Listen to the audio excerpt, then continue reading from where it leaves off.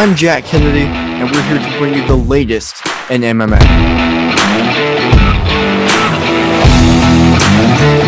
Hey everybody, my name's Hunter Boss, and what the boss says goes.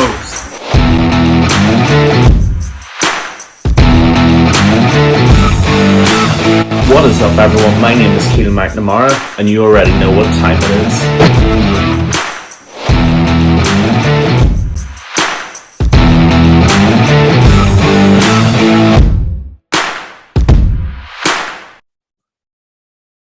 Hello everyone, and welcome to the MMA Island Podcast. I am Jack Kennedy, alongside Keelan McNamara and Hunter Boss.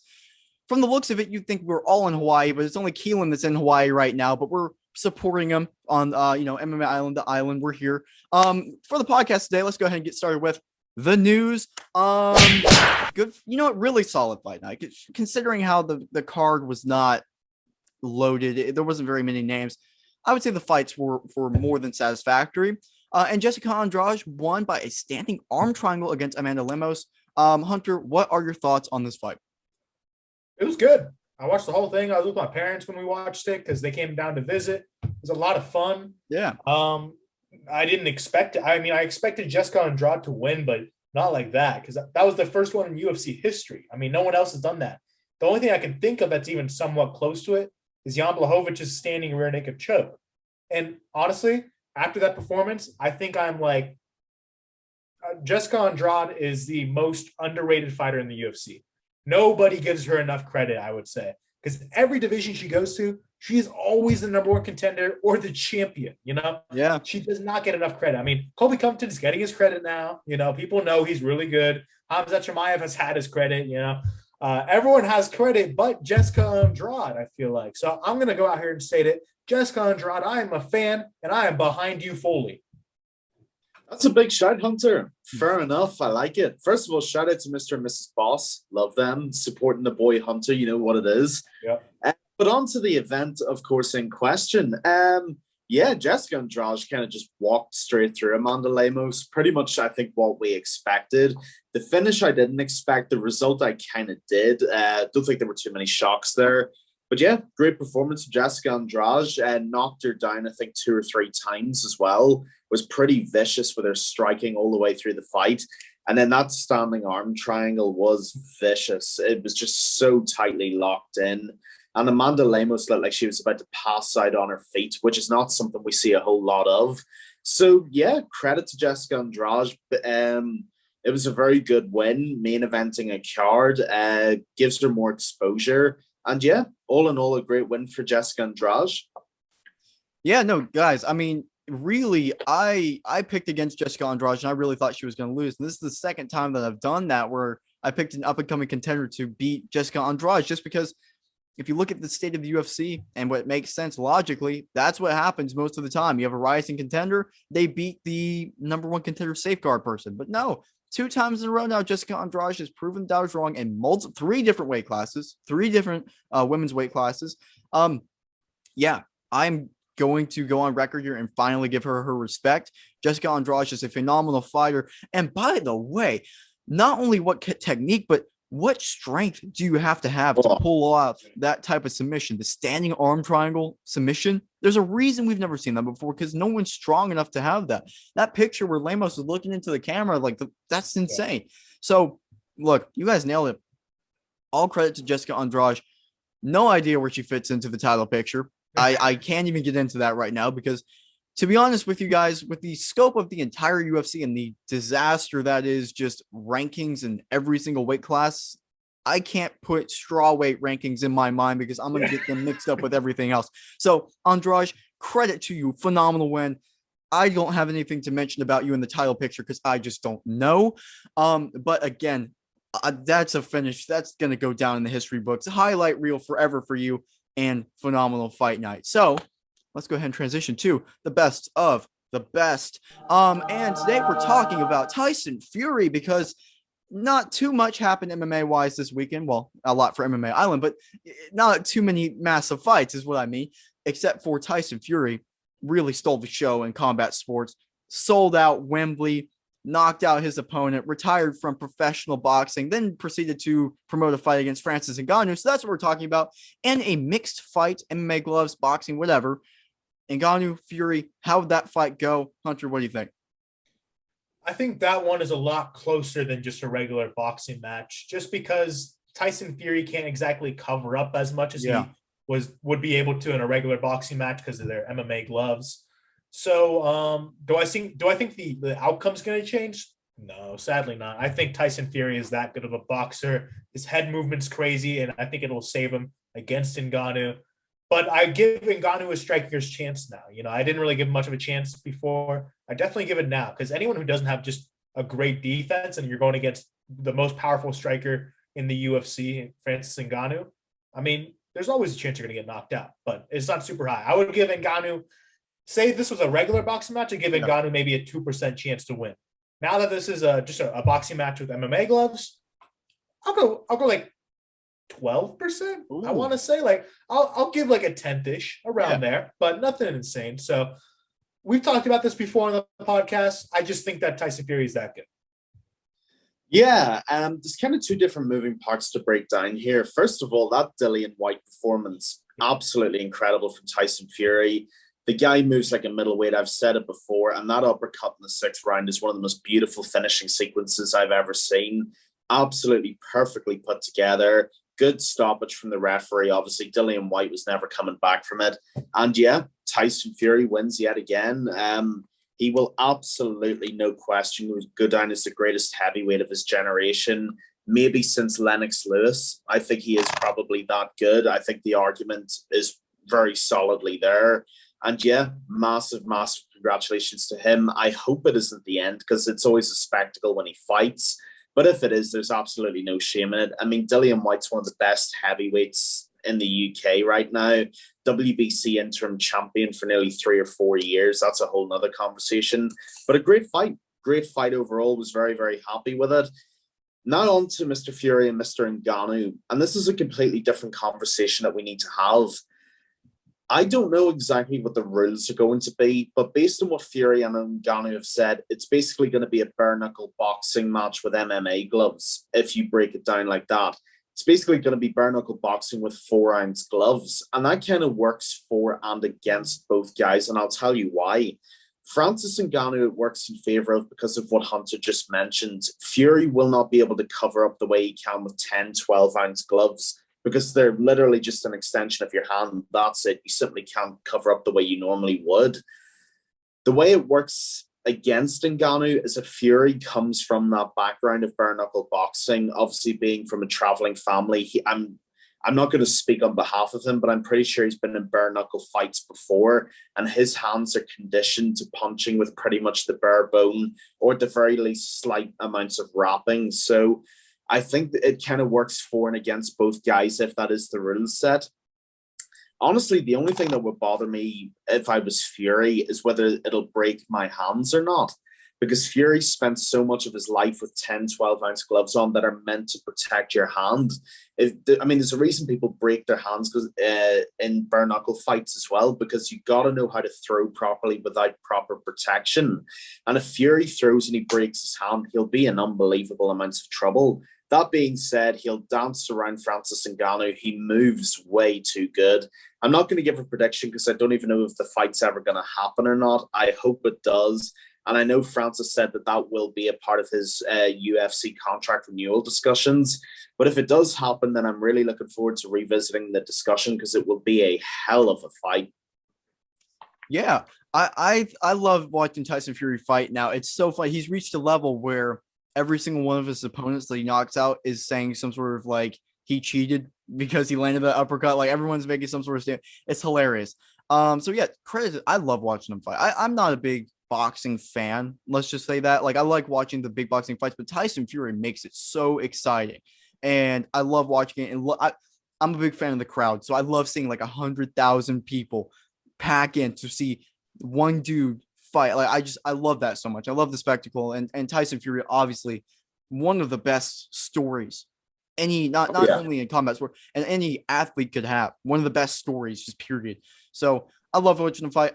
This is a fight that I think will happen because I think it makes sense for Ngannou. It's a big money fight. It's something he's been looking for. For Tyson Fury, I mean, he's technically he's not going to fight, and he's not going to fight Anthony Joshua. He's not going to fight Yushchek anymore. So this is the fight I think that he would be looking for. It's right, the MMA baddest man on the planet versus the boxing baddest man on the planet. Who wins? I like the mixed rules because obviously straight boxing is no doubt about it, right? Fury would win. I still think he would win with the MMA gloves. I think his power would be stronger there and everything. It'd be an adjustment, but like Keelan said, it's less of an adjustment compared to other people that might have to transition to it because Fury, yeah, he's been fighting bare knuckle and he also is trained with guys like Darren Till in 4-ounce gloves as well. So it's going to be an adjustment, but compared to other people, it's not that bad. And Ngannou, that's why he has a puncher's chance. Is because the defense, you're going to have to make sure it's 100% if you're Tyson Fury, because one bomb from Francis Ngannou, doesn't matter what, doesn't matter where it comes from, doesn't matter who you are, that could put you down. So that's why I really want to see this fight happen, just because it's just the craziest thing. And they're both two fun guys. Like that's one of the funniest post-fight call out interaction thing, because they're literally like hugging and talking about like they're gonna fight each other, like smiling. It rivals the GSP. I'm not impressed with your performance handshake. Like I love seeing that, and everyone would watch that. I would watch that fight. So I want to see it. I think Tyson Fury would win pretty easily, but it's fun because it gives Ngannou a puncher's chance because of the size of the gloves. So we'll see what happens. I think it would be fun. Congrats to Tyson Fury on the weekend. A lot of fun to watch him fight in boxing. So let's go ahead and end off the podcast with the discussion of the week. Rafi and Stots, obviously Keelan was there to see him fight live. Another phenomenal performance. He's the interim bantamweight champion for Bellator right now. How would he do in the UFC 135-pound division? Hunter, what do you think? I don't think he'd be top 5, but I think he would be in the top 10 range. I think he has a really great fight IQ, and has just the same amount of submissions as he does knockouts on his record, both 4-4, 10 decisions. I think he'd do fairly well. I mean, we talk about like these new hot and upcoming prospects like Magomedov. It's such a tough one. It's like, to be an MMA talker, you got to know a lot of crazy names. So Magomed fought him previously. He lost due to a spinning back fist. So that tells me that I think he can hold up in the top of the UFC division, though I do not believe he would make it super duper far, because the bantamweight division right now is just completely stacked. I would say top 3, but I just don't believe it right now. I'm going to go, he could be maybe like around the top 5, but he won't be anywhere higher than that. Yeah, it's a very interesting point and a very interesting discussion. First of all, I was very fortunate to see Rafi Stots knock the hell out of Juan a few days ago. One of the best knockouts I've ever seen live. Brilliant performance from Rafi.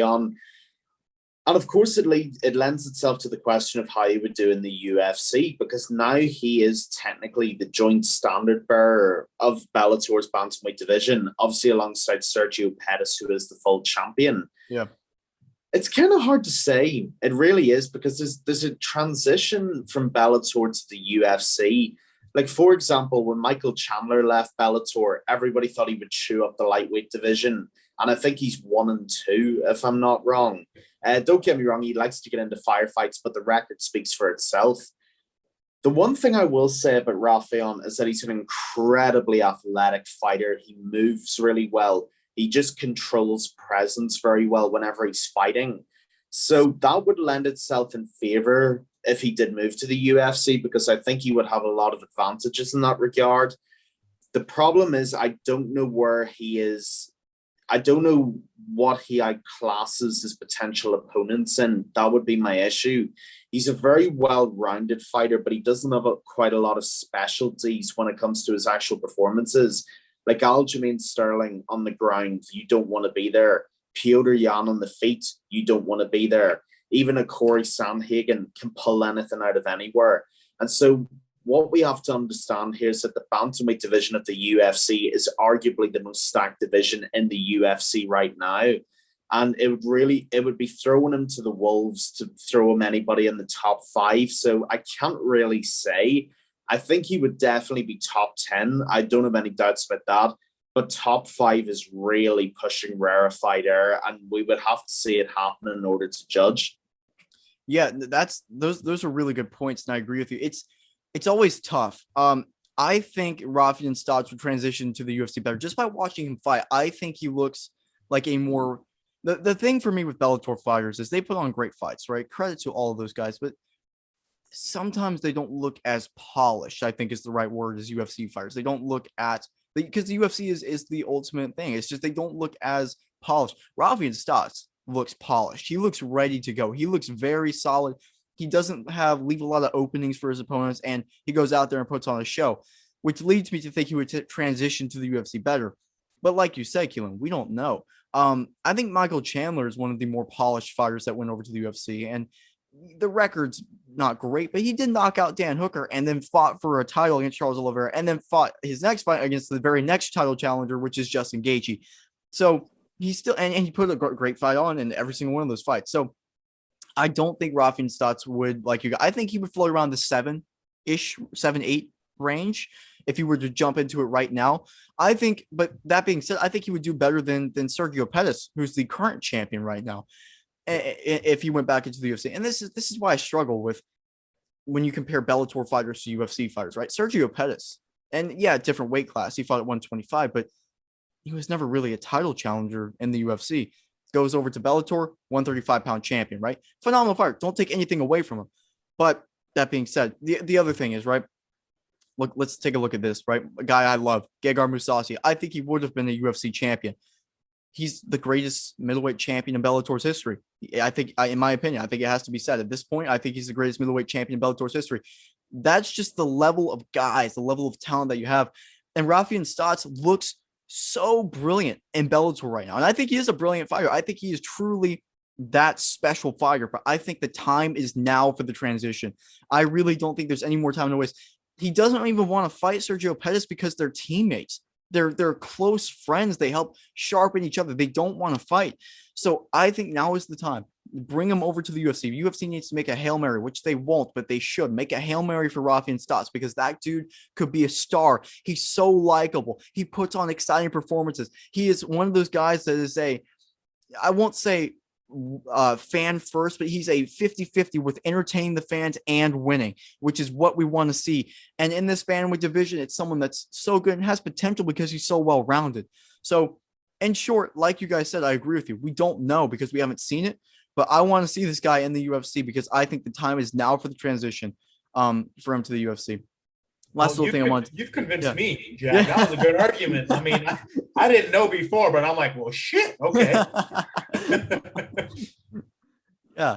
Look, yeah. And the one thing I'll say about Rafian Stots real quick is, and it was something I noticed against Juan Archuleta at the weekend, his actual composure in the octagon is very good. His southpaw jab is really, really good as well.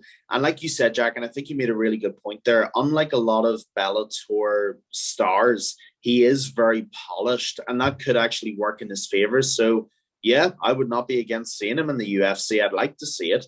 Yeah, it's one of my things is whenever you say that word, a lot of people are like, okay, well, that's just like whatever. You're just saying that. I have never been, as far as success in the UFC, all right, as far as who I think would have to, Kevin's all big on AJ McKee. I have never been big on him if he did transition to the UFC, especially at this moment right now. I don't think he would have had that success that everyone's thinking he would have because, in my opinion, whenever I watch him fight, he does not look polished to me. He is a phenomenal fighter. He is, well, he just lost the belt, but he is rightfully up there in those title contention, fighting for those titles because he is such a good fighter. But you have to be more than that. You have to look like you have to look like you're at a championship level to be in the top 5 of any division in the UFC today.